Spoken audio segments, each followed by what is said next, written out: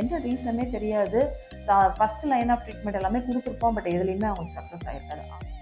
பொதுவா IUI minimum ஒரு 4 தடவையாவது ஒருத்தருக்கு ட்ரை பண்ணுவோம். அதுக்கு அடுத்த லெவல் வந்து ஐவிஎஃப்.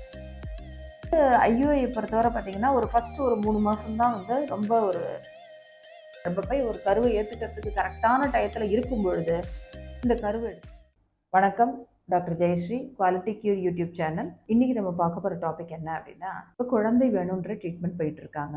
அவங்களுக்கு ஐயுஐ அப்படின்னு சொல்லி டாக்டர் வந்து சஜஸ்ட் பண்ணுறாங்க. இன்னும் சில பேருக்கு ஐவிஎஃப் அப்படின்றத டாக்டர் சஜஸ்ட் பண்ணுறாங்க.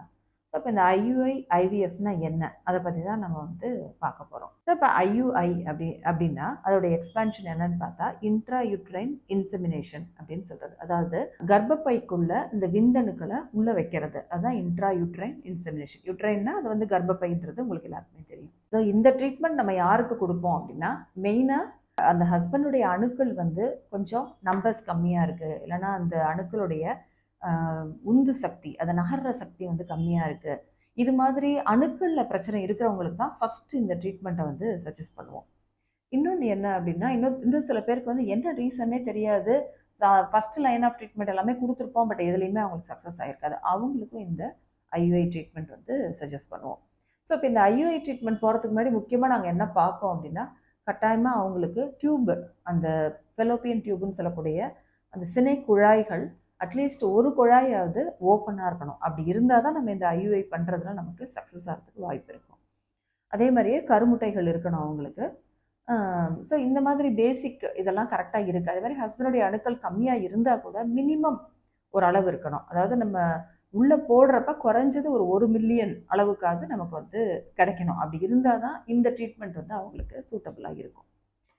இன்னொரு முக்கியமான விஷயம் இதில் என்ன அப்படின்னா, இதோட சக்ஸஸ் ரேட்டு ஆக்சுவலாக பார்த்தா 5 பேரில் ஒருத்தருக்கு தான் இது சக்ஸஸ் ஆகும். 5 பேரில் ஒருத்தருக்கு, அப்படி இல்லைன்னா ஒருத்தரே 5 தடவை பண்ணுறாங்கன்னா அதில் ஒரு தடவை அவங்களுக்கு சக்ஸஸ் ஆகிறதுக்கு வாய்ப்பு இருக்கும். பட் அந்த ஒரு தடவை ஃபஸ்ட்டு தடவையாகவும் இருக்கலாம், 2வது தடவையாக இருக்கலாம், இல்லை 5வது தடவையாக கூட இருக்கலாம். பொதுவாக ஐயுஐ மினிமம் ஒரு 4 தடவையாவது ஒருத்தருக்கு ட்ரை பண்ணுவோம். அதுக்கு அடுத்த லெவல் வந்து ஐவிஎஃப். ஸோ இப்போ இந்த ஐயுஐயில் என்ன பண்ணுவோம் அப்படின்னா, ஹஸ்பண்ட் அண்ட் ஒய்ஃப் இருக்காங்க. ஒய்ஃப்க்கு வந்து மெடிசன்ஸ் கொடுத்து அந்த எக்கெல்லாம் ஃபார்ம் ஆகிறதுக்கு அந்த மெடிசன்ஸ் கொடுப்போம். ஸோ அப்போ அந்த எக்கு கரெக்டாக ஃபார்ம் ஆகிட்டு வருதா, கரெக்டான சைஸ்க்கு வருதா அப்படின்றத ஸ்கேனில் ஃபாலோ பண்ணிகிட்டே வருவோம். ஒரு கரெக்ட் சைஸ்க்கு வந்துருச்சு இந்த எக்கு, அப்போ அந்த எக்கு பிரேக் ஆகிறதுக்குள்ளே இன்ஜெக்ஷன் கொடுப்போம். கொடுத்துட்டு ஒரு 24 ஹவர்ஸ் 36 ஹவர்ஸ், பொதுவாக வந்து 36 மணி நேரத்துலேருந்து 48 மணி நேரத்துக்குள்ளே இந்த ஐயுஐன்னு சொல்லக்கூடிய ஹஸ்பண்டுடைய அணுக்களை எடுத்து அதை நல்லா க்ளீன் பண்ணி, அதுக்கு சில மெடிசன்ஸ் எல்லாம் இருக்கலாம், அதெல்லாம் போட்டுட்டு அதை எடுத்து இந்த கர்ப்பப்பைக்குள்ளே ஒரு சின்ன ஒரு ஐயுஐ கத்திட்டர்னு சொல்லுவோம், சின்ன பெப்பட் மாதிரி இருக்கும். ஸோ அதை வச்சு அந்த கர்ப்பப்பைக்குள்ளே அதை செலுத்திடுவோம். பொதுவாக பார்த்தா இதுக்கப்புறம் வந்து பேபியை சப்போர்ட் பண்ணுற மெடிசன்ஸ் கொடுப்போம். ஸோ ஐயுஐன்றது ஒன்றும் ஒரு பெரிய ஒரு செயற்கையான ஒரு விஷயம்னு வந்து நம்ம வந்து சொல்ல முடியாது. இதில் ஒரே ஒரு ஸ்டெப்பு நம்ம வந்து முன்னாடி போகிறோம். அது என்ன அப்படின்னா, அந்த அணுக்களை க்ளீன் பண்ணி கர்ப்பப்பைக்குள்ளே வைக்கிறது. அது ஒன்று தான், ஒரு ஸ்டெப்பு தான் நம்ம செயற்கையாக செய்யக்கூடியது. மோரார்லெஸ் பார்த்தா இதில் எல்லாமே வந்து ஒரு இயற்கையான கர்ப்பம் எப்படியோ அப்படி தான் மற்ற எல்லா ஃபிசியாலஜியும் இருக்கும்.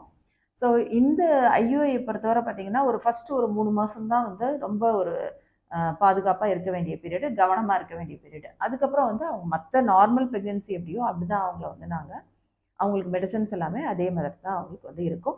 ஸோ இந்த ஐயுஐ பண்ணுறவங்களுக்கு மோஸ்ட்லி நார்மல் ஆகிறதுக்கான வாய்ப்புகளும் வந்து நார்மல் டெலிவரி ஆகிறதுக்கான வாய்ப்புகளையும் கொடுப்போம். இது ஐயுஐயை பொறுத்தவரை. ஐவிஎஃப் அப்படின்னு சொன்னோம்னா, ஐவிஎஃப்ன்றது வந்து இன்விட்ரோ ஃபெர்டிலைசேஷன் சொல்கிறது. அதாவது வெளியே கர்ப்பம் வந்து வெளியே உருவாகிறது அப்படின்றது தான் இன்விட்ரோ அப்படின்னா வெளியில் அர்த்தம். அந்த கரு உருவாகிறதுன்றது வந்து வெளியில் உருவாகுது. தாயினுடைய அதே மாதிரி கருமுட்டை வளரத்துக்கூடிய இன்ஜெக்ஷன்ஸை கொடுப்போம். கொடுத்துட்டு அந்த கருமுட்டைகள் நிறைய வர்றப்ப அந்த கருமுட்டைகள் எல்லாத்தையும் ஊசி மூலமாக மயக்க மருந்து கொடுத்து எடுத்துருவோம். எடுத்துட்டு அது மாதிரி ஹஸ்பண்டுடைய ஸ்பெர்ம்ஸ் எடுத்து க்ளீன் பண்ணி இந்த கருமுட்டையையும் அந்த விந்தணுக்களையும் அதுக்குன்னு உள்ள அந்த டிஷ்ஷஸ் இருக்கும், அதில் அந்த டெஸ்ட் டியூப்பில் வச்சுருவோம். வைக்கிறப்ப என்ன ஆகும்னா, அது கருவாக வந்து ஃபார்ம் ஆகும்.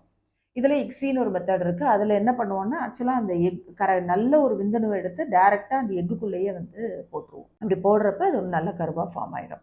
ஸோ இப்படி உருவான இந்த கருவை தாயினுடைய கர்ப்பப்பையை தயார் பண்ணி, தாயினுடைய கர்ப்பப்பை ஒரு கருவை ஏற்றுக்கிறதுக்கு கரெக்டான டயத்தில் இருக்கும் பொழுது இந்த கருவை எடுத்து தாயினுடைய வயிற்றுக்குள்ளே வச்சுட்டு அதுக்கு சப்போர்ட் பண்ணக்கூடிய, அதுக்கு சரியான ஒரு சூழ்நிலையை கொடுக்கக்கூடிய மருந்துகளை வந்து தொடர்ந்து கொடுத்துட்டே இருப்போம். ஸோ இதுதான் வந்து ஐவிஎஃப் இக்ஸின்னு சொல்கிறது, அதாவது டெஸ்ட் டியூப் பேபின்னு சொல்கிறது. ஸோ இதில் பார்த்தீங்கன்னா இதுலேயும் அதே மாதிரி முதல் 3 மாதங்கள் ஒரு ரொம்பவும் கவனமாக இருக்க வேண்டிய ஒரு காலம். பட் ஐவிஎஃப்பை பொறுத்தவரை நாங்கள் ஹோல் ப்ரெக்னென்சியே கொஞ்சம் கூடுதல் கவனத்தோட தான் இருப்போம். ஏன்னா அது இந்த அளவுக்கு நம்ம வந்து பேபியை செயற்கையாக நம்ம செய்கிறதுனால, எல்லாமே செயற்கையாக பண்ணுறதுனால அந்த பேபிக்கு சப்போர்ட் வந்து லாஸ்ட் டெலிவரி வரைக்குமே வந்து கொடுக்கறதுக்கு நாங்கள் கொடுப்போம். ப்ளஸ் இந்த ஐவிஎஃப்ல உருவாகிற பேபிஸ் மோஸ்ட்லி பார்த்திங்கன்னா சிசேரியன் மூலமாக டெலிவரி ஆகிறதுக்கான வாய்ப்புகள் தான் அதிகமாக இருக்கும்.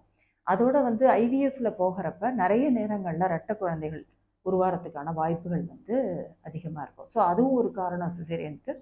இன்னொன்று வந்து மோஸ்ட்லி பார்த்திங்கன்னா ஏஜ், எல்லோரும் லாஸ்ட் ட்ரீட்மெண்ட்டாக தான் இந்த ஐவிஎஃப்க்கு வருவாங்க. ஸோ மோஸ்ட்லி அவங்க ஐவிஎஃப்க்கு வரப்போ ஆல்ரெடி அவங்களுக்கு வயசு வந்து 35 நிறைய பேர் கிராஸ் பண்ணிடுது. ஸோ அதுவும் அவங்களுக்கு மோஸ்ட்லி சிசேரியன் ஆகிறதுக்கான ஒரு காரணமாயிடுது. ஸோ ஐவிஎஃப் பொறுத்தவரை அதனுடைய சக்ஸஸ் ரேட்டுன்னு பார்த்தீங்கன்னா இது ஒரு நல்ல ஒரு ஆல்மோஸ்ட் 45 to 50% சொல்லலாம். அவங்களுக்கு இருக்கக்கூடிய பிரச்சனைகள், ஏஜ், அதை பொறுத்து அவங்களுடைய சக்ஸஸ் ரேட்டு இன்னுமே கூட வந்து அதிகமாகலாம். பட் இன் ஜென்ரல் கட்டாயமாக 10 பேருக்கு ஐவிஎஃப் பண்ணுறாங்கன்னா 4 பேருக்கு அது குழந்தையா உருவாக்கி பிறக்கிறதுக்கான வாய்ப்புகள் வந்து இருக்கும். ஸோ இந்த வீடியோ உங்களுக்கு ரொம்ப யூஸ்ஃபுல்லாக இருந்திருக்கும்னு நினைக்கிறேன். இது பிடிச்சிருக்கு அப்படின்னா உங்கள் ஃப்ரெண்ட்ஸ் கூட ஷேர் பண்ணுங்கள். உங்கள் டவுட்ஸ் எல்லாத்தையும் கமெண்ட் செக்ஷனில் கொடுங்க. Thank you very much.